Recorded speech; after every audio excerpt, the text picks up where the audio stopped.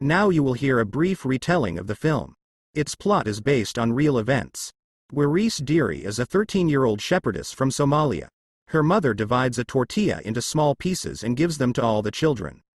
Waris promises her younger brother that she will never leave him alone. The story takes a leap into the future. As an adult, Waris wanders the streets of London, and afterwards walks into a fashion boutique and picks up a whole bag of jewelry. And when a saleswoman comes up to her and threatens to call a security guard, she immediately runs off and hides in the bathroom. In the stall, she looks at her passport with a smile. The teary-eyed saleswoman burst into the bathroom and ran into the Somali woman again, who had forgotten to lock herself in.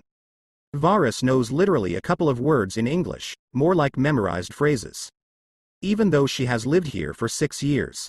She stalks the Englishwoman who ran into the elevator. "How do you do?" Marilyn tries to flee from the strange girl, who for some reason persists in pursuing her. Waris is left alone and, having found a cardboard box, was forced to spend the night under the open sky. The girl picks up loose change and eats from the garbage can. She saw her acquaintance on the bus and got involved again. The girl took pity on the dirty stripped Somali and let her sleep over for one night. But Marilyn lives in a boarding house, and the receptionist doesn't want to let the homeless woman in. The weather today is a sunny downpour. Gives out another phrase to Waris. Pushpa agrees to let the Somali woman in after all. "Just don't pee on the carpet." A grateful Waris kissed Pushpa's hand and called her mother. While Marilyn slept, Waris cleaned the entire room and made coffee. The Englishwoman wrote an address where Waris could try to get a job and gave her a jacket. In the hallway, they ran into the manager, Neil, who took a liking to the girl with the exotic appearance. Waris got a job as a cleaner in a cafe. A visitor, who was reading a book, stares at her. He sees the leftovers she is eating and puts them in her pocket. The stranger turned out to be a photographer for Terry Donaldson and gave the pretty American girl his business card. Waris almost threw it away, but Terry asked her not to. The girl showed up at the boarding house again. This time she was willing to pay for an overnight stay. Pushpa agreed when Waris called her mother again. She is shy about showing her body, so she undresses already in the shower stall. She's doing something incomprehensible in there. Marilyn decides to make fun of her friend and steals her clothes. Waris cooks a meal and learns English. She doesn't know her date of birth, only that she was born in the rainy season. Neil peeks into the room and starts hitting on Somalia. Merlin dreams of becoming a dancer, but received another rejection letter. To cheer her friend up, Waris agreed to go with her to a nightclub. There she bumped into a dark-skinned guy. Harold immediately went over to meet Waris. Her name means desert flower. Harold took off the girl's down jacket and asked her to dance. The guy came from New York. Waris liked him, but she immediately freaked out and ran out of the club. She can't get into the room. Marilyn is in there having fun with some guy. A decent woman wouldn't do that. Rebukes her neighbor with a frown. Waris. "Only a circumcised woman is a good woman," the Somali added. Marilyn doesn't know what she's talking about and asks to see. Waris unzips her panties. They all cut off, and then Sohn asks the Englishwoman with tears in her eyes. Waris was mutilated when she was only 3 years old. The same was done to her sisters. "Now I understand why the neighbor spends so much time in the bathroom." Marilyn shows her how it should be. "You don't have to do that to be a woman. They don't do that to anybody here." Terry struck up a conversation with Waris again. According to him, the girl has no idea how beautiful she is. Waris wonders why her friend eats goat food. She shows Marilyn the card. She immediately perks up. Terry Donaldson is the most famous photographer and Waris can make a lot of money. Marilyn has something to show her friend, too. Harold from the club left his address in case Waris ended up in New York. Joy changed to sadness. What would he say when he saw that she was different there? Suddenly Waris had a bad stomach ache, and Marilyn brought her to the hospital. The gynecologist was extremely surprised when he saw how the girl was doing in there. "I put the instruments away. I can't give back what was taken from you," says the doctor. "But I can make it so that it no longer hurts you." A nurse is brought into the office who speaks Somali. He needs to translate that it's too narrow in there. "We need to get her into surgery right away. She's been cut up by a real butcher. Aren't you ashamed to show that white man your body? Our traditions don't concern them at all." The doctor is surprised she tolerated it for so long. The African says that she would betray her people and her tribe, and shame her mother. Because of this, Waris simply got up and left. Walking down the street, she stared at a woman in a hijab who had only her eyes visible behind the cloth. We go back in time. Waris complains to her mother that she is bleeding and in pain downstairs.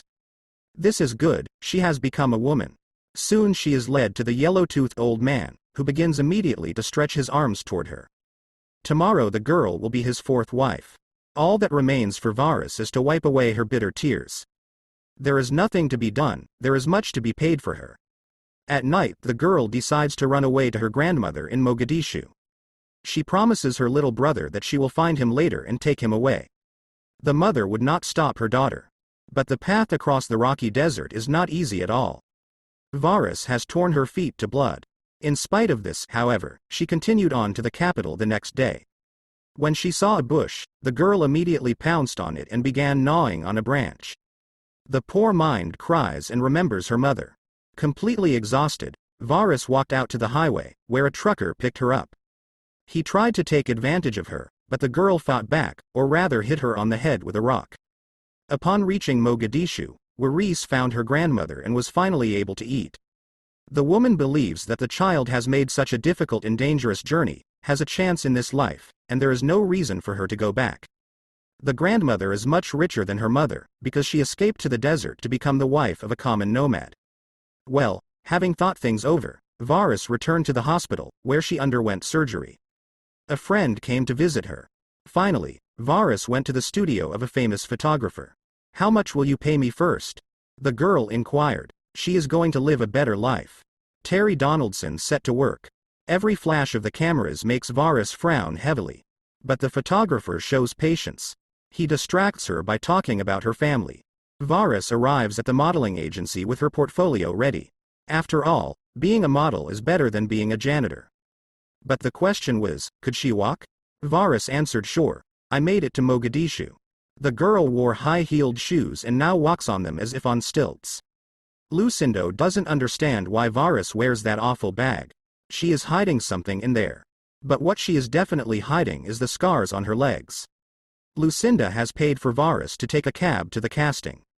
Among the huge number of applicants, she has the advantage, since Donaldson himself has vouched for her. After a number of photo shoots, Lucinda promises Waris that a great future awaits her. First Paris, then 2 companies in America. Meanwhile, get a job in a dance studio, Marilyn hopes. But she realizes that she has no chance of competing with other dancers. Waris gives her a gift of an expensive Gucci watch. For the big shows it is still worth learning how to walk, which is what Waris did in the hallway of the hostel under the guidance of an Englishwoman.